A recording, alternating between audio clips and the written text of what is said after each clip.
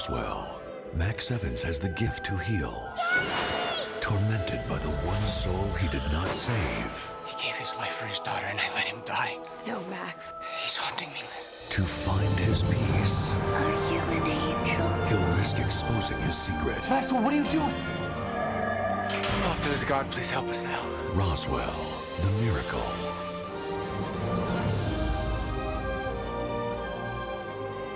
Despite what this promo suggests, this episode is not called A Miracle, rather, A Roswell Christmas Carol. And before I get into a more detailed exploration and explanation of the plot, I need to give some context about the show. Roswell is a 1999 to 2002 WB/UPN drama focusing on three teen aliens who survived the 1947 crash. A few folks know about their secret, but mostly it's kept hidden as they try to navigate life, love, and, being a superpowered alien teen. For example, one of our main characters, Max, has an on-again, off-again relationship with Liz, and his power, or his big power, is that he can heal people, which that healing power is the focus of this episode.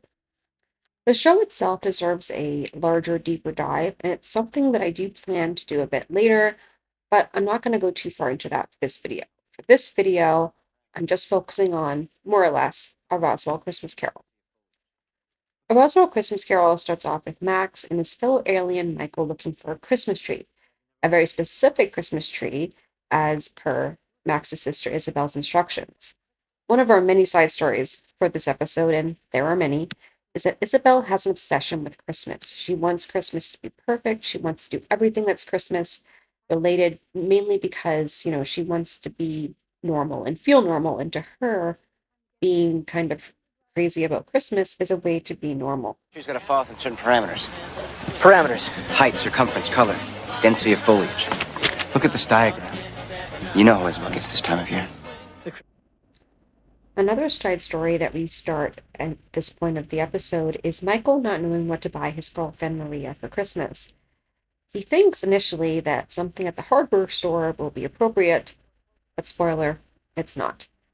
As they're discussing all of this, a man nearby gets hit by a car and is killed. Max wants to save him with his healing power, but knows if he does in front of a crowd of people, he'll reveal who and what he is, and by doing so will reveal Isabel and Michael.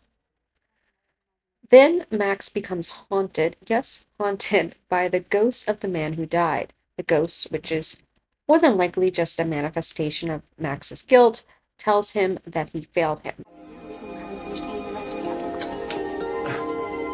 I'm sorry. How could you let me die? While Max is dealing with his ghost friend, the other plots are happening as well.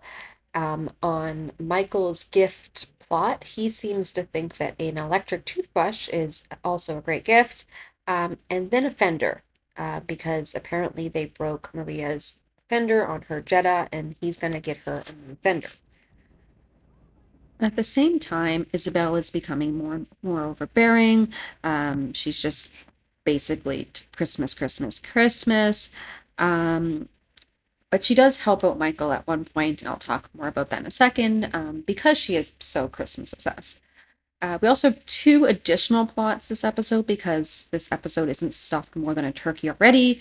As Maria discovers that her friend Brody has a daughter who has cancer, and she kind of puts it on herself to try and help him, or she feels like she has to help him because, I don't know, she feels guilty or feels like she has to. Tess, another alien who has never had a Christmas, is trying to have one with her adoptive family, Sheriff Valenti and his son Kyle, who haven't really celebrated Christmas in years, basically don't do much of anything, and Tess brings it upon herself to kind of bring Christmas into their lives again and have kind of a fun family gathering. She also sets up the sheriff with Maria's mom, who at this point in the show, they've flirted a little bit, and you can kind of see they do like each other, but Tess kind of intervenes a little bit here to kind of push that forward. As for the main plot, Max pretty much spends the whole episode moping about not being able to save this guy. He talks to Liz a lot, who gives him a lot of advice. Listen, you can't hold yourself responsible for that man's life. He gave his life for his daughter, and I let him die. If you healed him, you would have exposed Michael, Isabel, and Tess. Well, that was the sugar-coated version, Max. Liz is someone who, if you don't know Roswell, they used to date and they broke up for various reasons related to Max and his alienness. And Liz hears from Maria about Brody's daughter. She gets the idea that Max can kind of absolve his guilt by saving this little girl, Sydney, and curing her cancer.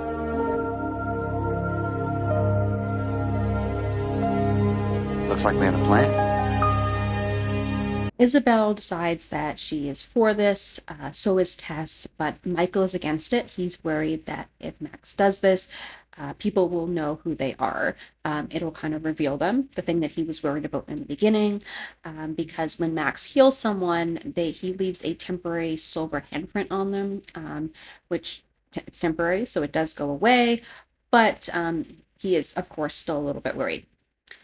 Max decides that he's going to go with the fact that 3 of them out of the 4 of them have agreed to this and goes to save Sydney. Turns out Sydney has ended up back in the hospital, so he decides to go to that hospital and perform his superpower there. Michael reluctantly goes along, and so then he heals her and she is fine. And the ghost who's there as well, the ghost spirit, guilty conscience, who is there, kind of spurs him on to save all the other kids in this ward. So he goes and he saves every single child in that room. Going back to one of our B plots and the thing I hinted at before, Isabel's overbearingness actually helps Michael, and that she leaves presents with him, but actually amongst those presents is a present for Maria, a pair of pearl earrings, as a way to show him that, this shows her that he loves her more than a bumper of wood. So everyone kind of attributes the cured kids to a miracle because of the silver handprint, and Max has one final conversation with his ghost. The ghost tells him that he did good. He fixed the wrong that was committed by saving the kids, and now everything is as it should be. The ghost goes into his family's home and says to Max he's going to watch over his family, and Max decides to go to midnight mass with his parents and his sister. So now, he usually doesn't go to this because he doesn't really believe in religion, of course, given the fact that he is an alien from another planet, but he goes there for Liz.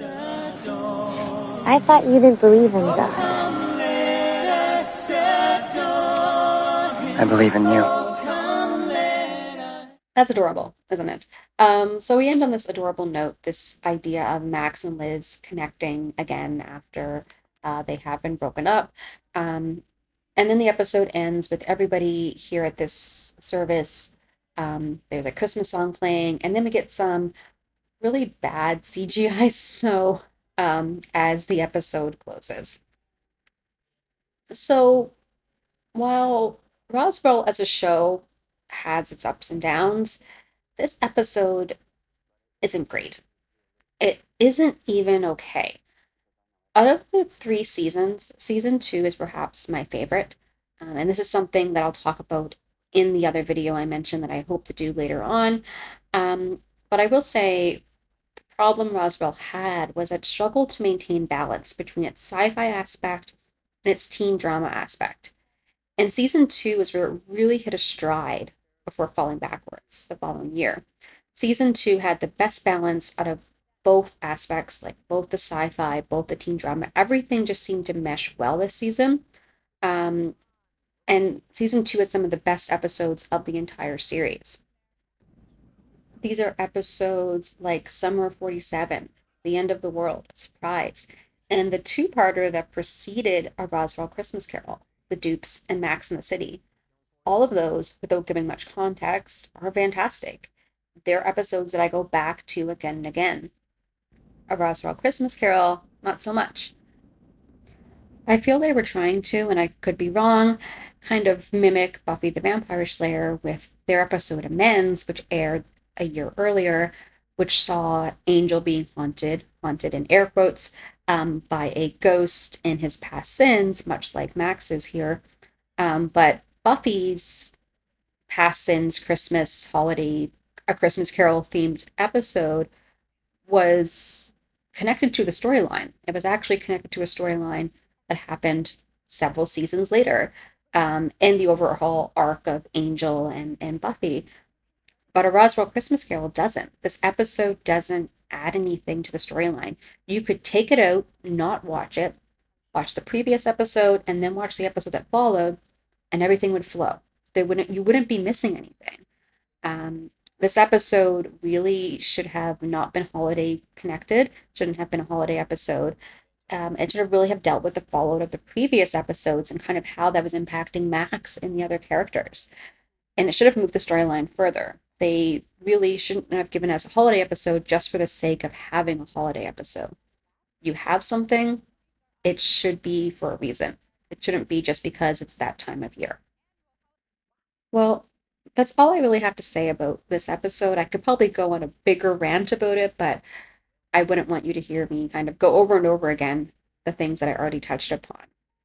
I will say that they did do a holiday episode in season 3, but that is another video for another year. Until then, though, enjoy the greatness that is the Roswell theme song.